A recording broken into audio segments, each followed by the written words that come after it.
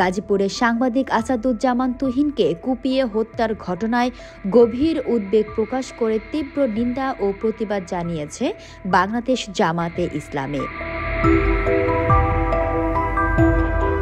বৃহস্পতিবার রাতে গণমাধ্যমে পাঠানো এক বিবৃতিতে দলের সেক্রেটারি জেনারেল ও সাবেক এমপি অধ্যাপক মিয়া গোলাম পরোয়ার এই ঘটনার তীব্র সমালোচনা করেন। বিবৃতিতে তিনি বলেন, বৃহস্পতিবার রাত 8:30টার দিকে গাজীপুর মহানগরীর চান্দনা চৌরাস্তা এলাকায় একদল সন্ত্রাসী ধারালো অস্ত্র নিয়ে কুপিয়ে সাংবাদিক আসাদুজ্জামান তুহিনকে নৃশংসভাবে হত্যা করেছে। তিনি দৈনিক প্রতিদিনের কাগজের গাজীপুর প্রতিনিধি হিসেবে দায়িত্ব পালন করছিলেন।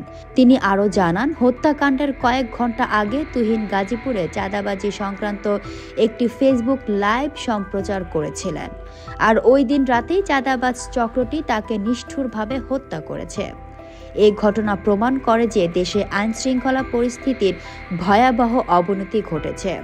অধ্যাপক পরোয়ার বলেন, যেখানে একজন সাংবাদিক নিরাপদ নয়, সেখানে সাধারণ মানুষের নিরাপত্তা কোথায়? এটি জাতির জন্য এক ভয়াবহ অশনি সংকেত। বিবৃতিতে তিনি বলেন, চাঁদাবাজদের দৌরাত্ম্যের মানুষ অতিষ্ঠ।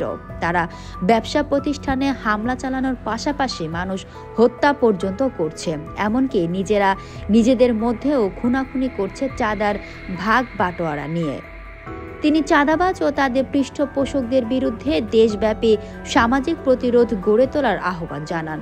একই সাথে সাংবাদিক তুহিনের হত্যাকারীদের দ্রুত গ্রেফতার করে দৃষ্টান্তমূলক শাস্তি নিশ্চিত করার দাবি জানান। অধ্যাপক পরোয়ার নিহত সাংবাদিকদের আত্মার মাগফিরাত কামনা করেন এবং শোকাহত পরিবারের প্রতি গভীর সমবেদনা জানান। People voice television, Dhaka.